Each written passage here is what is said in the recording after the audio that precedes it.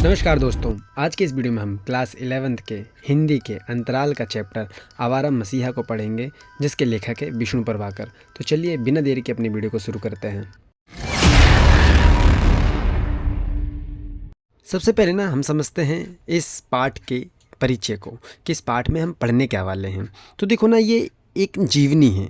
इसमें ना आवारा मसीहा जो है वो विष्णु प्रभाकर द्वारा लिखी गई महान कथाकार शरद चंद्र की एक जीवनी है। इसके लिए विष्णु प्रभाकर जी को साहित्यिक अकादमी पुरस्कार से सम्मानित भी किया जा चुका है। यही नहीं, इसमें इस पाठ में ना लेखक ने शरद चंद्र के बचपन से किशोर अवस्था तक के जीवन के विभिन्न पहलुओं का बहुत ही अच्छे से वर्णन किया गया है। तो इस चैप्टर में हम उनके जीवन के कुछ अंश के बारे में ही पढ़ेंगे। तो चलिए समझते हैं इस चैप्टर को। अब सबसे पहले हम बात करते हैं शरद के पिता की। तो शरद के पिता के बारे में ये बताया गया है कि वह यायावर प्रवृत्ति के थे। वे कभी भी ना एक जगह पर बंद रहकर नहीं रहते थे। यायावर का मतलब होता है घुमक्कड़, ठीक है। इसी कारण उन्होंने कई नौकरियां छोड़ दी। यही नहीं, वे कई कहानी, नाटक, उपन्यास आदि की भी रचना करी। वो लिखना कहानियाँ शुरू तो करते थे, लेकिन वो उसको कहानी को या फिर नाटक को ख़त्म नहीं करते थे, यानी वो आधी आधी रचनाएं करके छोड़ देते थे, ठीक है। जब अब वो बार बार नौकरी छोड़ दे रहे थे तो परिवार का भरण पोषण संभव नहीं हो पाया। इसलिए जो उनकी मम्मी थी वो अपने बच्चों को लेके अपने मायके यानी शरद के नाना के घर चले गई। तो जो शरद का बचपन था ना, वो नाना के घर में ही बीता था, क्योंकि परिवार का जो भरण पोषण था वो अब असंभव हो गया था। इसलिए शरद की माता ने सपरिवार सहित अपने पिता के घर आ गई थी। अब जब वो नाना के घर में आए शरद, तब क्या हुआ, शरद के जो नाना थे ना और उनका घर जो था ना, वहाँ पर काफ़ी ही अनुशासित रीति रिवाज थे। नाना के घर में शरद का पोषण बड़े ही स्ट्रिक्ट तरीके से हुआ था।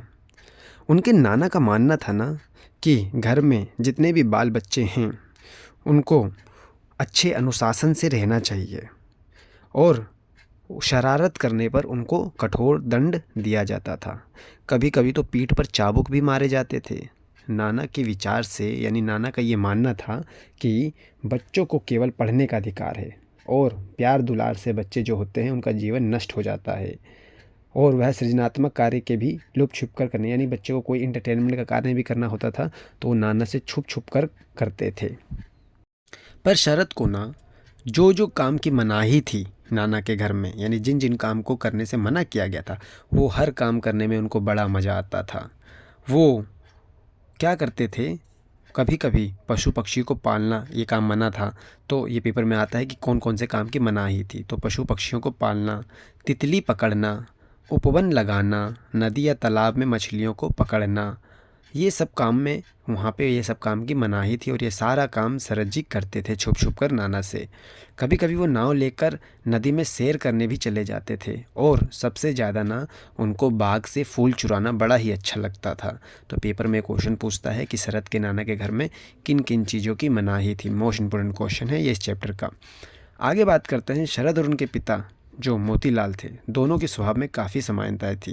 यानी जो शरद थे और उनके पिता थे मोतीलाल, उन दोनों की जो हैबिट थी ना वो काफ़ी हद तक सेम थी। कैसे, दोनों ही साहित्य प्रेमी थे, दोनों ही प्रकृति प्रेमी थे, दोनों ही संवेदनशील थे, दोनों ही कल्पनाशील थे और दोनों ही घुमक्कड़ प्रवृत्ति के थे।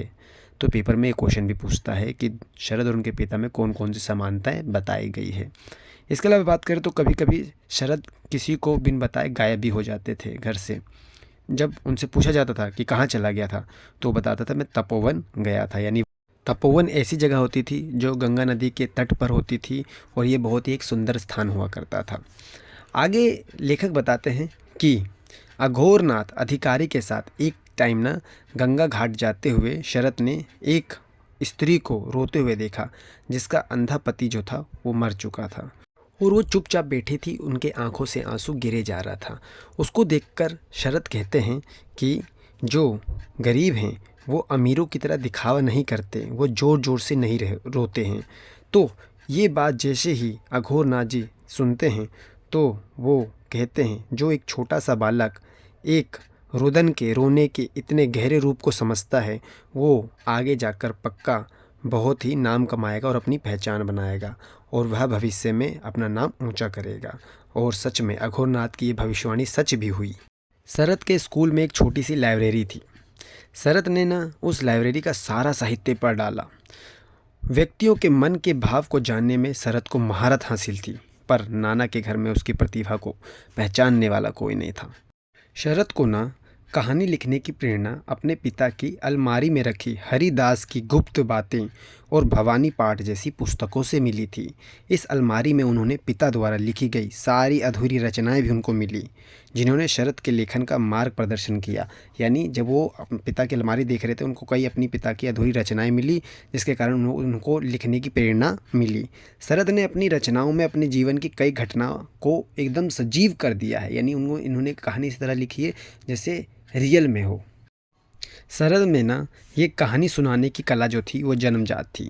वह 15 वर्ष की आयु में इस कला में परंपरागत हो गए थे और गांव के जमींदार गोपाल दत्त और मुंशी के पुत्र अतुल चंद्र ने उन्हें कहानी लिखने के लिए प्रेरित किया था।